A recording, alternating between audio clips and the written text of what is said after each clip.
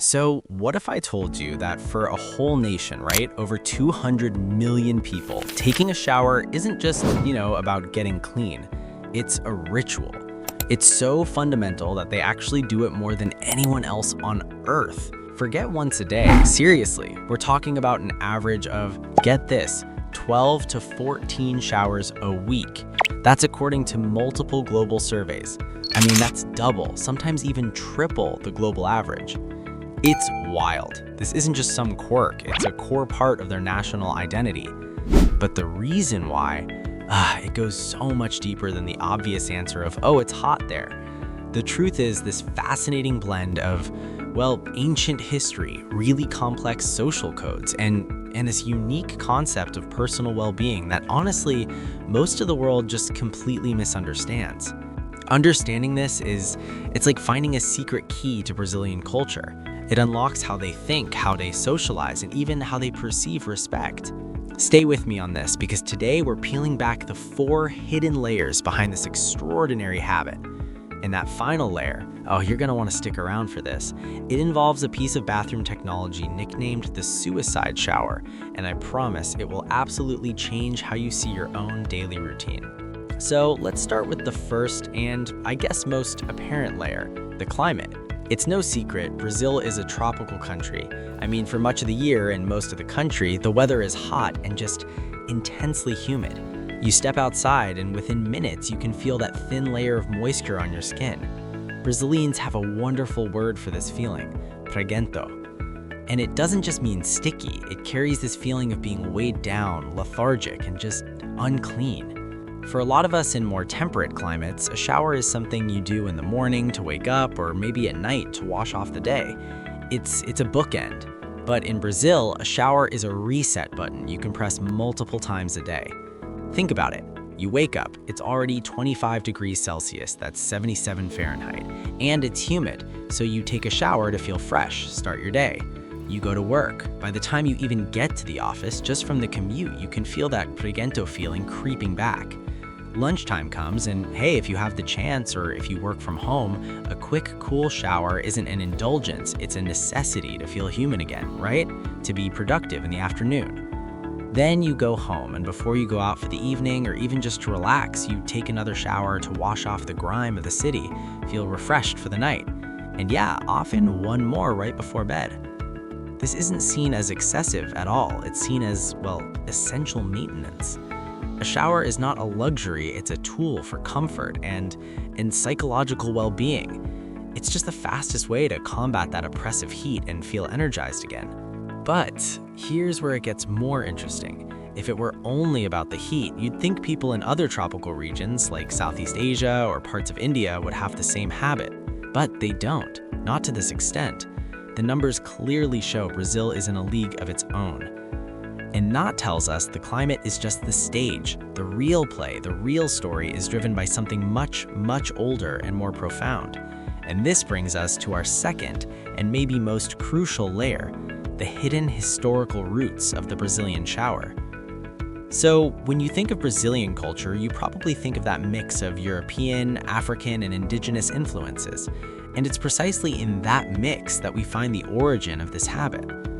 So when Portuguese colonizers first arrived in Brazil back in the 16th century, they encountered the native peoples like the Tupi-Guaraní. These indigenous groups lived right in the heart of the rainforest, surrounded by an abundance of water. For them, bathing frequently in rivers wasn't just for hygiene, it was a deep-seated cultural and spiritual practice. It was part of their daily life, a way to connect with nature, to purify the body and spirit. They were, by all accounts, an exceptionally clean people. Now contrast this with the Europeans of the 16th century. To put it politely, their relationship with bathing was complicated. In a lot of Europe at the time, frequent bathing was viewed with suspicion, sometimes even considered unhealthy or immoral. You had doctors of the era believing that water could open the pores and let in diseases, so the Portuguese, arriving in this hot, humid new world, brought with them a culture that pretty much avoided full-body washing. I mean, you can just imagine the culture clash, right? The indigenous people were probably baffled by the Europeans' lack of hygiene, and the Europeans were amazed by the natives' constant bathing. But something really remarkable happened. Instead of the colonizers imposing their habits on the natives, the logic of the local custom, which was perfectly adapted to the environment, it began to win out. Over generations, the practice of frequent bathing was not only adopted by the colonizers and their descendants, but it was woven into the very fabric of the emerging Brazilian identity. It became a point of distinction, a source of pride. It was a habit born from the land itself, passed down from its original inhabitants. It's just an incredible example of a reverse cultural adoption. So when a Brazilian takes multiple showers today, they are, maybe unknowingly, participating in a ritual with roots that stretch back over 500 years, a legacy of the indigenous people who understood the power of water in this land long before anyone else did. Good. History and climate still don't paint the whole picture.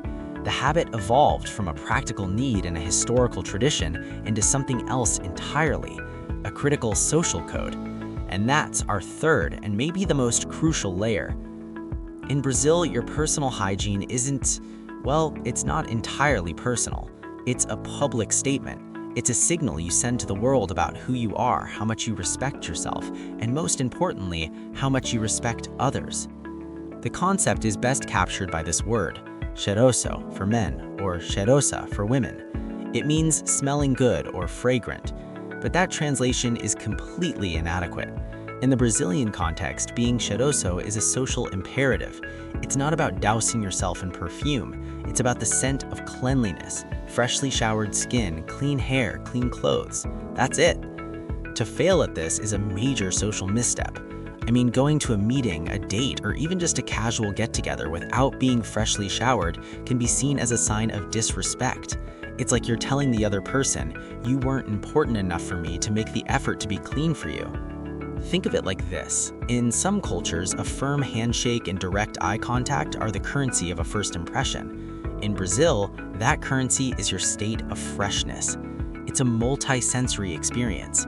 Brazil is a very tactile, close contact culture. People greet each other with kisses on the cheek. They stand closer when they talk. They touch each other's arms to make a point.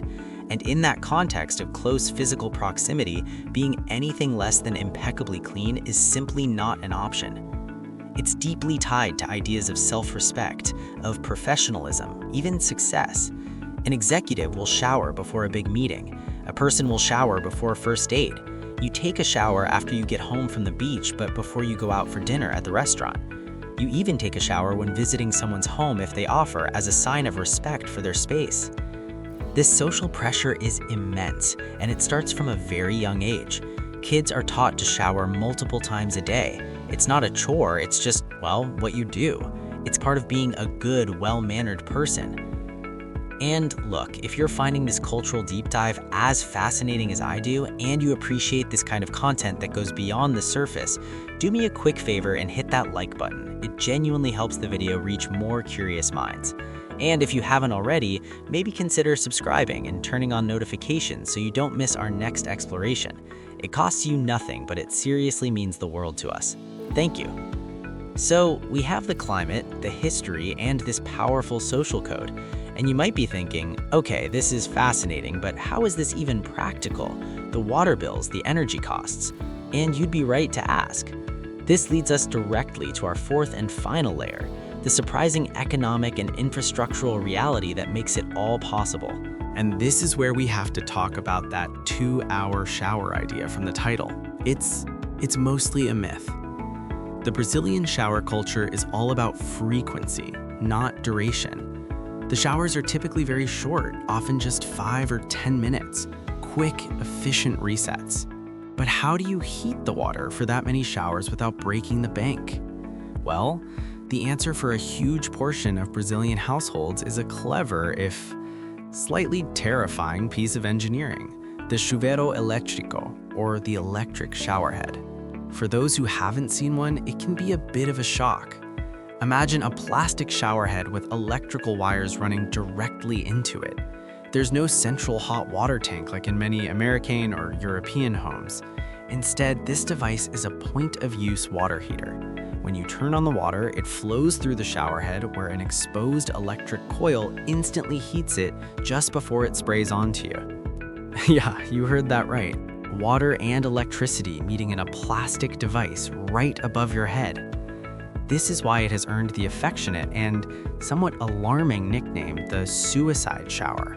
Now, while it looks dangerous, when it's installed correctly, it's generally safe and has been used by millions of Brazilians for decades.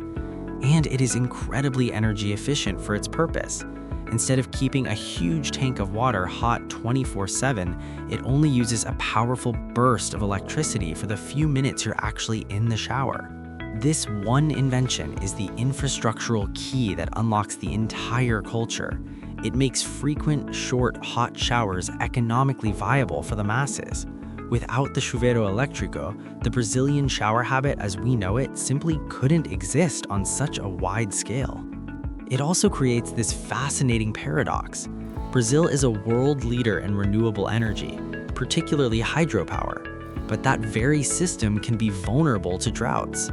And during severe water shortages like the ones that have hit Sao Paulo and other regions in recent years, the government has to launch public campaigns begging the world's most shower-loving people to shower less. It creates this massive cultural conflict, a deeply ingrained habit of cleanliness clashing with the urgent need for conservation. So that 2-hour shower thing, it's an exaggeration, a caricature. The reality is far more complex and way more interesting. It's a story of many short, efficient bursts of cleanliness enabled by climate, history, social norms, and a unique piece of household tech. So let's bring it all together. The Brazilian shower is so much more than just a shower. It's a powerful cultural symbol.